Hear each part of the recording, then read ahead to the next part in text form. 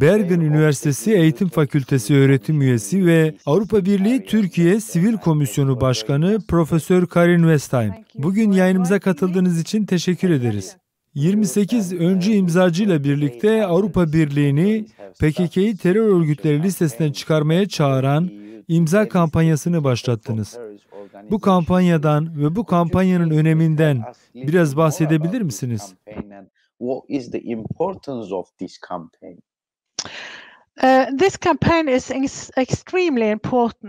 Beni davet ettiğiniz için ben teşekkür ederim.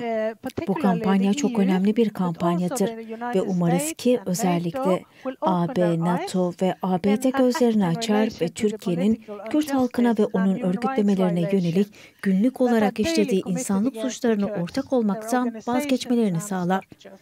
Başlatmış olduğumuz bu kampanya tüm çevrelerin desteğine açıktır. Hedefimiz 1 milyon imzadır.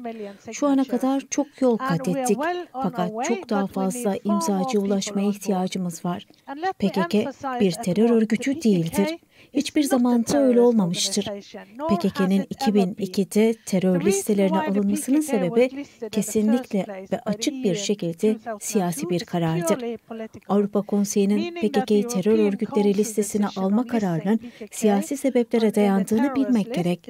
Bu durum esasen Türkiye'nin Kürt halkına yönelik baskı ve zulmünü meşrulaştırmaktadır. Türkiye'de siyasi partiler, basın merkezleri ve avukatlar PKK'yı terör örgütleri listesinde tutmanın artık kabul edilebilir olmadığını ve Abdullah Öcalan'ın İmralı Adası'ndaki tecridine son verilmesi gerektiğini söylüyor. İkinci olarak Erdoğan ve hükümeti PKK'nın terörist olarak etiketlenmesini siyasi amaçlarla kullanarak herkese ve her şeye karşı saldırı gerekçesi olarak kullanıyor. Rojava'da, Türkiye'de, Kuzeydoğu Suriye'de, Almanya'da ve İngiltere'de de Kürt halkına yönelik bütün saldırılarında bu argümanı kullanıyorlar. Avrupa'daki bu ülkeler Erdoğan tarafından manipüle edilmiştir ve görüyoruz ki Kürt halkının siyasi olarak simgesel isimlerini Kürt halkının bizzat kendisine ve kurumlarına yönelik bu saldırılar giderek artmaktadır. Avrupa'daki Kürtler de bir şekilde PKK ile birlikte terörist olarak etkileniyorlar, kriminalize ediliyor.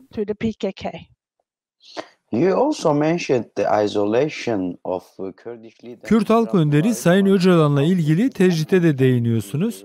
PKK'nın terör örgütleri listesinde tutulmasıyla Öcalan'ın tecrit edilmesi arasındaki ilişki hakkında neler söyleyebilirsiniz?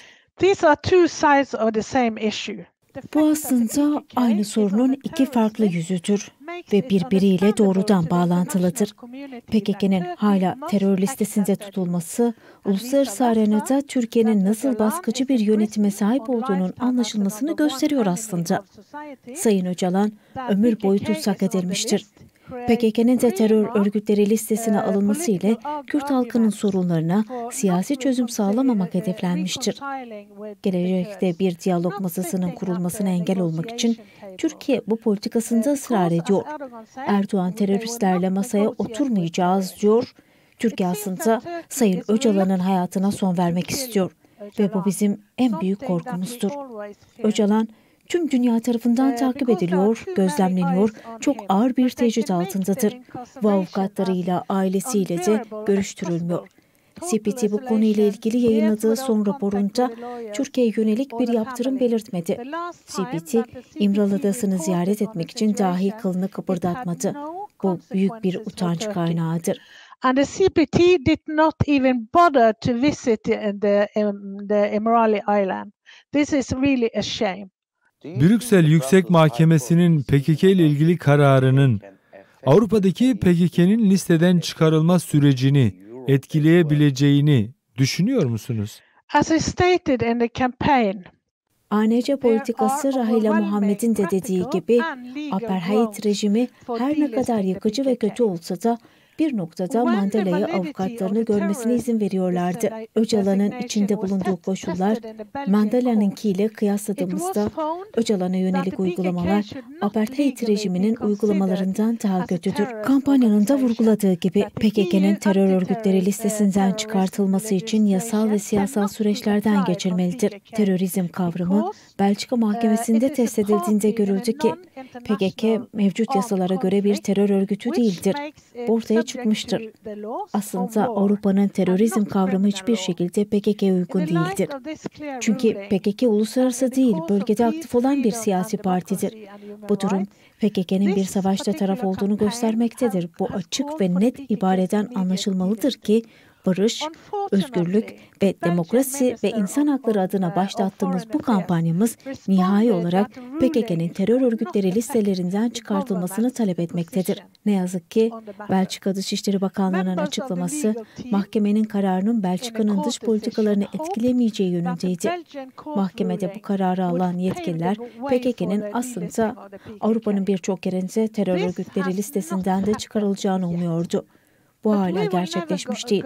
Fakat mücadelemize devam edeceğiz. Ve dediğim gibi bu kampanya ile de Avrupa'nın önemli kurumlarının ve ABD'nin bu konuda gözünü açmayı da hedefliyoruz.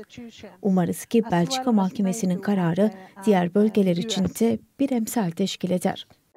Sayın Westheim, PKK'nın listeden çıkarılması konusunda Avrupa Birliği ve kurumları, Birleşmiş Milletler ve Amerika Birleşik Devletleri'ne çağrınız nedir? Ve diasporadaki Kürt toplumu bu kampanyaya nasıl destek olabilir? As stated, there are overwhelming practical and legal grounds for delisting PKK.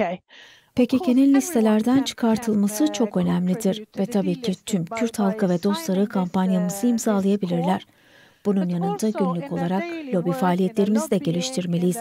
İnsanlarla konuşmalıyız ve PKK'yı anlatmalıyız. Bu konuda ilerleme kaydetmek adına elimizden geleni yapmalıyız. Avrupa Birliği'nin uluslararası kurumları aslında PKK'nın bir terör örgütü olmadığını çok iyi biliyorlar.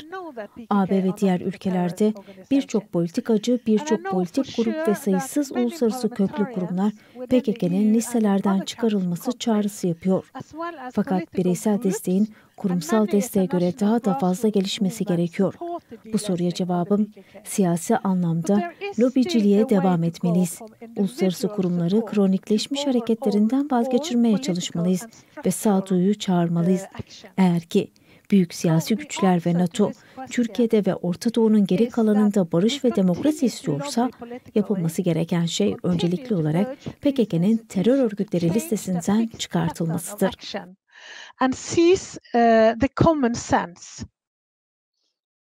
Avrupa Birliği Türkiye Sivil Komisyonu Başkanı Profesör Karin Westheim, yayınımıza katıldığınız ve değerli yorumlarınız için teşekkürler. Beni davet ettiğin için teşekkürler. Programına katılmış olmaktan dolayı çok memnun oldum.